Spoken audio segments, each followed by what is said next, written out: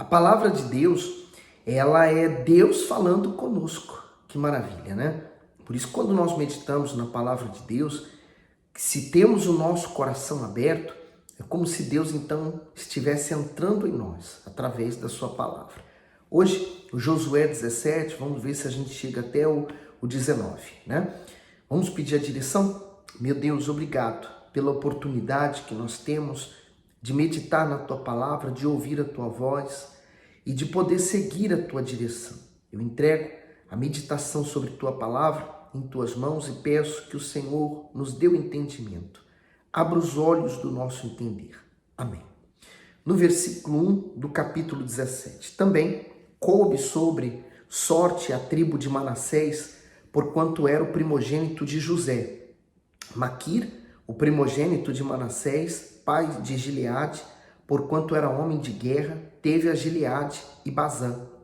Também os demais filhos de Manassés tiveram a sua parte, segundo as suas famílias, a saber, os filhos de Abiezer e os filhos de Eleque, e os filhos de Asriel, e os filhos de Siquém, e os filhos de Efer, e os filhos de Semida.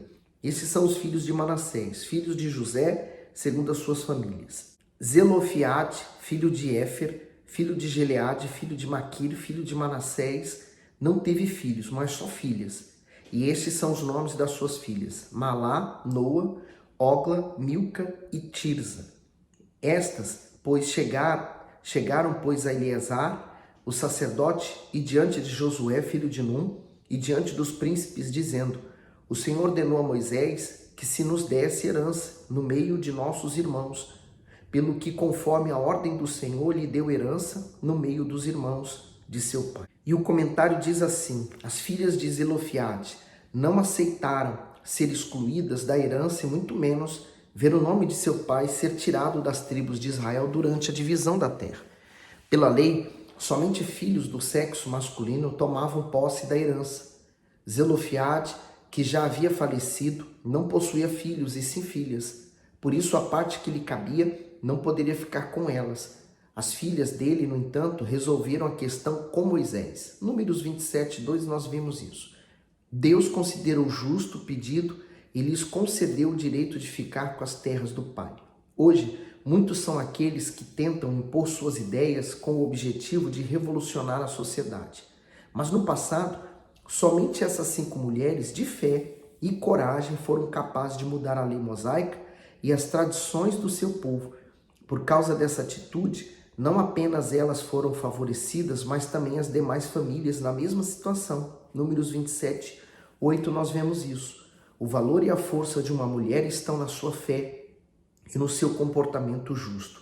Por isso que a Bíblia, ela chama que a mulher sábia, ela edifica a sua casa e a tola, com as suas próprias mãos, a derruba. Então, a mulher sábia, ela sabe se dirigir, ela não precisa se impor, ela não precisa aparecer para conseguir algo. Ela consegue através da fé.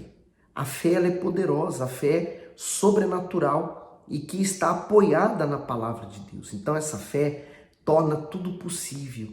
Minha amiga, meu amigo, eu não sei se você tem manifestado essa fé, a fé sobrenatural para conquistar o que você precisa. Uma coisa é certa, quando você manifesta a sua fé, Deus, ele vai agir de acordo com ela. Então, se há uma ação, uma atitude na terra, com certeza haverá uma reação dos céus. E aí vem a resposta. A nossa parte é chegar até o altar.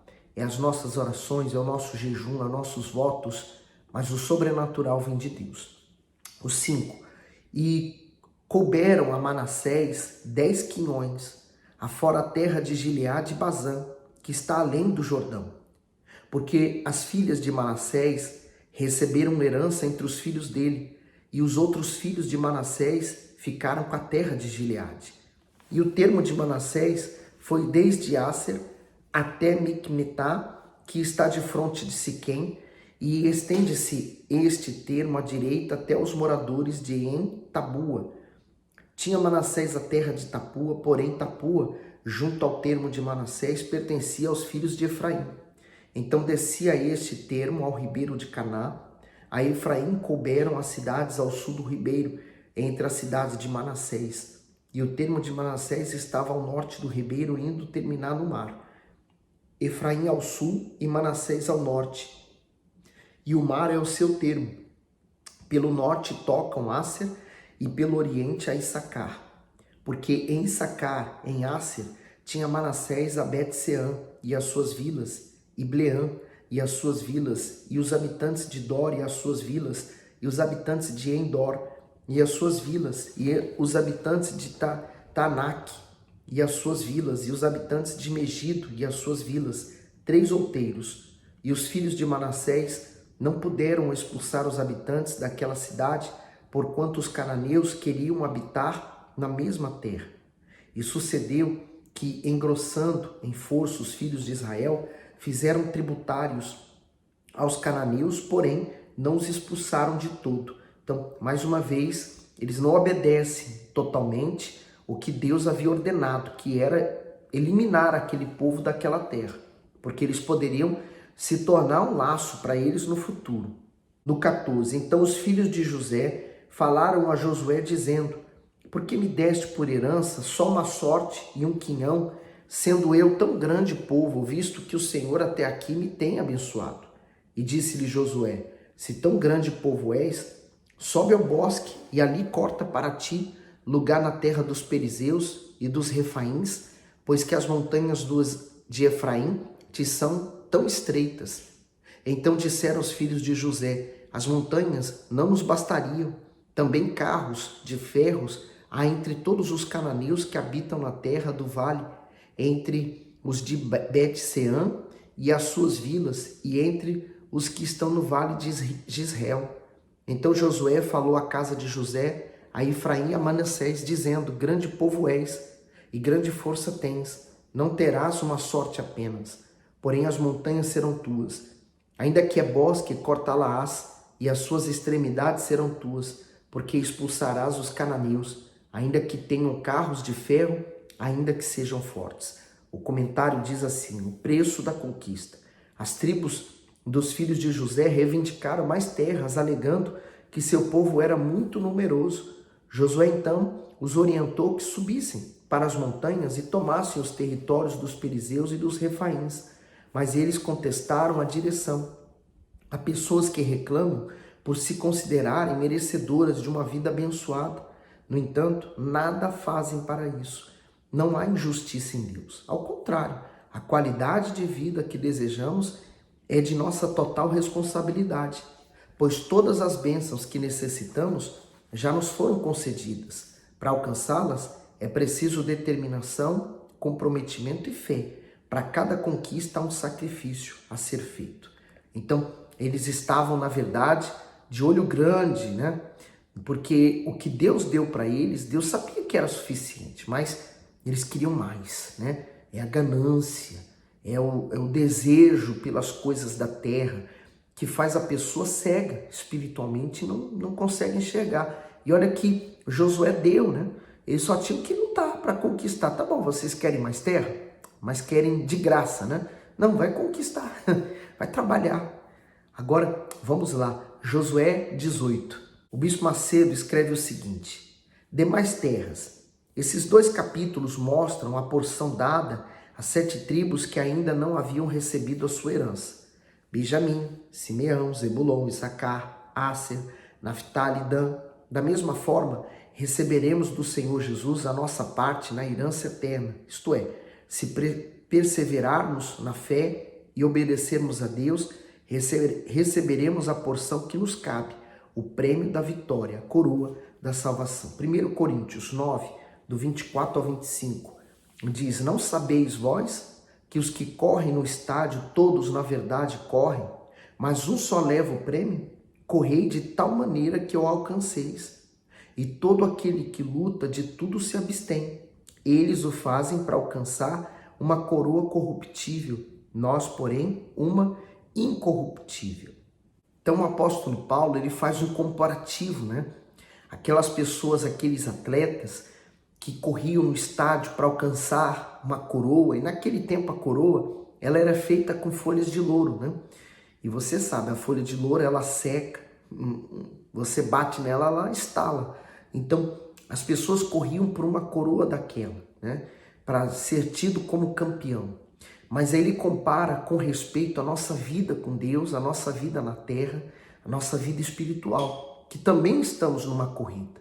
Só que na corrida da fé não vai ter um primeiro, um segundo. Todos vamos chegar em primeiro lugar. Então eu estou na corrida da minha vida. E eu preciso correr de tal maneira que no final eu venha alcançar minha coroa. Mas não é uma coroa que está aqui na terra, né? Não é uma vitória dada pelos homens, mas é uma coroa realmente significativa. É uma coroa da salvação. É uma coroa de vida.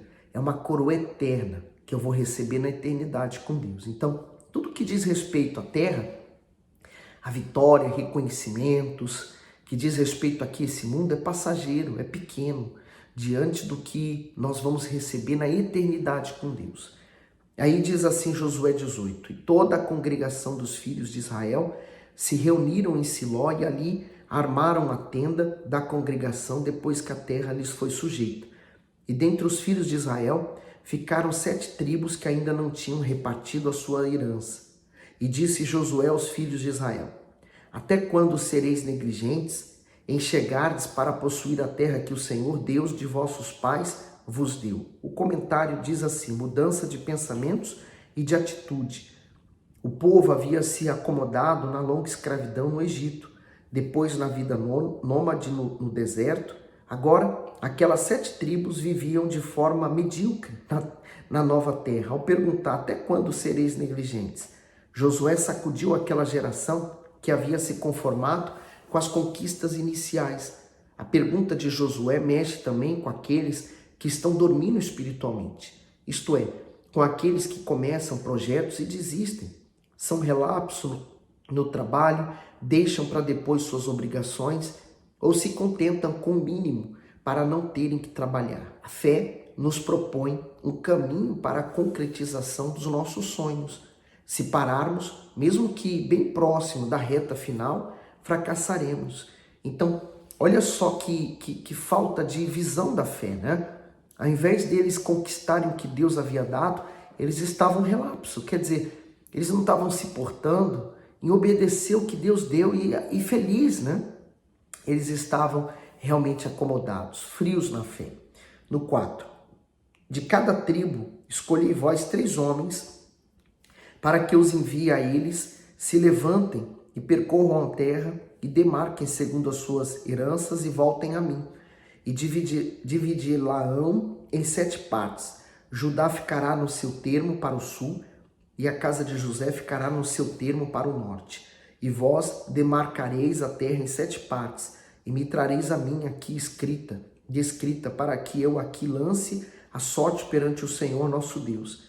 Porquanto os levitas não têm parte no meio de vós, porque o sacerdócio do Senhor é a sua parte. E Gate e Ruben, a meia tribo de Manassés, receberam a sua herança além do Jordão para o oriente, a qual lhes deu Moisés, o servo do Senhor. Então aqueles homens se levantaram e se foram. E Josué deu ordem aos que iam demarcar a terra, dizendo, ide e percorrei a terra e demarcai-a. Então voltai a mim, e aqui vos lançarei a sorte perante o Senhor em Siló. Foram, pois, aqueles homens e passaram pela terra e a demarcaram, em 7 partes segundo as cidades, descrevendo-a num livro, e voltaram a Josué ao arraial de Siló. Então Josué lhes lançou a sorte em Siló perante o Senhor, e ali repartiu Josué a terra aos filhos de Israel, conforme as suas divisões. E tirou a sorte da tribo de Benjamim, segundo as suas famílias, e coube-lhe o termo da sua sorte entre os filhos de Judá e os filhos de José. E o seu termo foi para o lado do norte, desde o Jordão, e sobe aquele termo ao lado de Jericó, para o norte, e sobe pela montanha para o ocidente, terminando no deserto de Bet-Avém. E dali passa este termo à luz, ao lado de Luz, que é Betel, para o sul, e desce esse limite a Tarote Adar, até o pé do monte que está ao lado do sul de Bet-Aron de debaixo. E vai esse termo e volta ao lado do ocidente para o sul do monte que está de fronte de Bet-Aron para o sul, terminando em Quiriate Baal, que é Quiriate Jearim, cidade dos filhos de Judá. Esta é a sua extensão para o ocidente, e a sua extensão para o sul começa na extremidade de Quiriate Jearim, e vai esse termo ao ocidente e segue até a fonte das águas de Neftoa, e desce este termo até a extremidade do monte, que está de frente do vale do filho de Inom, que está no vale dos Refaíns, para o norte, e desce pelo vale de Inom, do lado dos Jebuseus, para o sul, e então desce em Rogel. E vai desde o norte, e chega a Ensemes, e dali sai a Gilelote, que está de fronte da subida de Adumim, e desce a pedra de Boom, filho de Ruben, e passa até o lado de fronte de Araba, para o norte, e desce a Araba. Passa mais esse termo até o lado de Bet-Ogla, para o norte, saindo esse termo na baía do Mar Salgado para o norte, na extremidade do Jordão para o sul. Este é o termo do sul. E o Jordão será seu termo do lado do oriente. Esta é a herança dos filhos de Benjamim, nos seus termos em redor, segundo as suas famílias. E as cidades da tribo dos filhos de Benjamim, segundo as suas famílias, são Jericó e Bet-Ogla, Emeque, Quezis, e Bet-Araba, Zemaraim e Betel, e Avim, e Parã, e Ofra, e Quefar, Amonai, Ofne, e Gaba, 12 cidades e as suas aldeias, Gibeão, Ramá e Berote, e Mispa, e Zefira, e Moza, e Requém, e Espeel, e Tarala, e Zela, Elefe e Jebus. Esta é Jerusalém. Gibeá e Quiriate, 14 cidades com as suas aldeias. Esta é a herança dos filhos de Benjamim, segundo as suas famílias. Então nós estamos vendo Josué repartindo a terra entre os filhos de Israel para que eles pudessem tomar a terra. E nós vamos ver exatamente isso aqui no capítulo 19, Deus também dando a terra para as demais tribos. Então, olha só, eu vou pular essa parte, aí você pode ver as várias cidades, né? E a gente pode pular toda essa parte do capítulo 19, e eu vou aqui para o final. No final, aqui 49, é por onde nós vamos dar continuidade a essa meditação do capítulo 19, que ele diz assim: acabando, pois, de repartir a terra em herança, segundo os seus termos, deram os filhos de Israel a Josué, filho de Num, herança no meio deles. Segundo o mandato do Senhor, lhe deram a cidade que pediu, a Timnat-Sera, na montanha de Efraim, e reedificou aquela cidade e habitou nela. Estas são as heranças de Eleazar, o sacerdote, e Josué, filho de Num, e os cabeças dos pais das famílias repartiram as tribos dos filhos de Israel em herança por sorte, em Siló perante o Senhor, à porta da tenda da congregação. E assim acabaram de repartir a terra. O comentário do 49 diz um exemplo. Após Josué ter finalizado a distribuição das terras para todas as tribos, chegou a sua vez.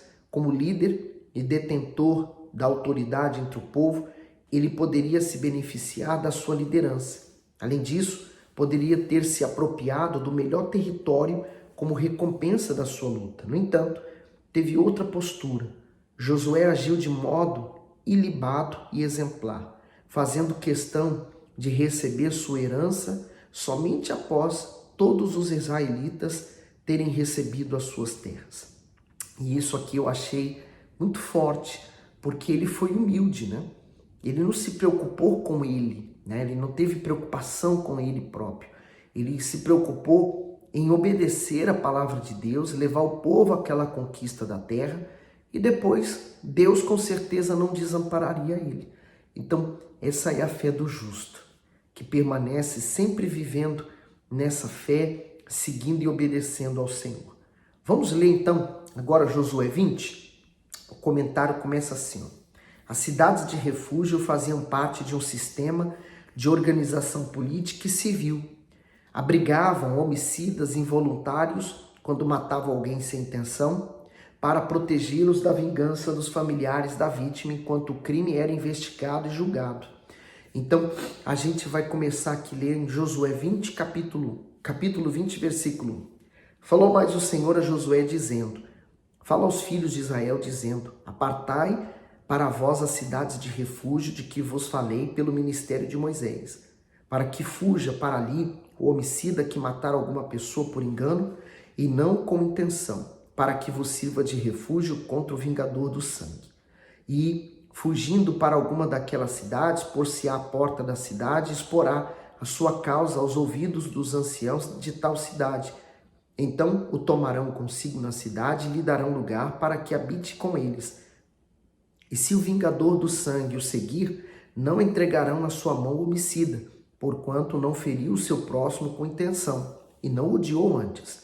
E habitará na mesma cidade até que compareça em juízo perante a congregação, até que morra o sumo sacerdote que houver naquelas cidades. Então o homicida voltará e virá à sua cidade e à sua casa, a cidade de onde fugiu.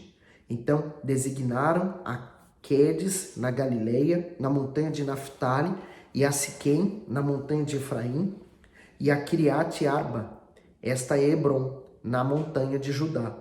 E além do Jordão, na direção de Jericó, para o oriente, designaram Bezer, no deserto da campina da tribo de Ruben, e a Ramote, em Gileade, da tribo de Gade, e a Golã, em Bazã, da tribo de Manassés. Estas são as cidades que foram designadas para todos os filhos de Israel e para o estrangeiro que habitasse entre eles, para que se acolhesse a elas todo aquele que por engano matasse alguma pessoa, para que não morresse às mãos do vingador do sangue, até se apresentar diante da congregação. Podemos até dizer que Deus pensa em tudo, até com respeito a essas questões, em que a pessoa pode ser injustiçada. E por que ele precisava de uma cidade refúgio? É só você pensar. Se você tem um familiar que morreu injustamente, ou prematuramente, você vai ser tomado de uma cólera, de uma raiva, de um desejo de falar assim, isso não pode ficar assim, não pode ficar impune. Então, no calor da emoção, a pessoa pode cometer outra injustiça, matando um inocente. Por exemplo, se duas pessoas estão trabalhando, digamos, e por alguma questão a pessoa solta o machado, cai no coração do outro, bate na cabeça, ou ele cortou uma árvore, a árvore caiu em cima da outra pessoa, mas eles sempre foram amigos, sempre estiveram juntos, quer dizer, ele matou sem querer. Então, essa pessoa, os familiares do morto poderiam querer matá-lo, então ele tinha que correr para essas cidades para se proteger. Mas ele não matou intencionalmente, lamentavelmente, foi sem querer, não foi premeditado. Então, esses homens eram julgados e livres também depois do seu julgamento. A família que poderia querer vingança, no calor da emoção, no fogo do ódio, da raiva, poderia querer matar, mas não poderia. Então Deus já pensava em tudo para proteger o seu povo. A mesma coisa acontece hoje. Quantas pessoas querem o seu mal? Quantas pessoas querem te prejudicar? A sua preocupação jamais pode ser elas. A sua maior preocupação tem que ser em agradar o Senhor, se manter firme com Ele, porque Ele diz no Salmo, caiu 1000 ao teu lado, 10.000 à sua direita, mas tu não será atingido. Mas para que essa passagem, esse versículo se cumpra para você, primeiro você tem que estar no abrigo de Deus. Para estar no abrigo de Deus, você tem que agradar a Deus. Então, se preocupe com isso, em agradar a Deus, somente isso. As demais coisas vão sendo acrescentadas, tá certo? Que Deus abençoe você. Põe no comentário que Deus tem falado com você, dê o seu gosto e vamos espalhar essas boas notícias para mais pessoas, tá bom? Fique bem, Deus ilumine você.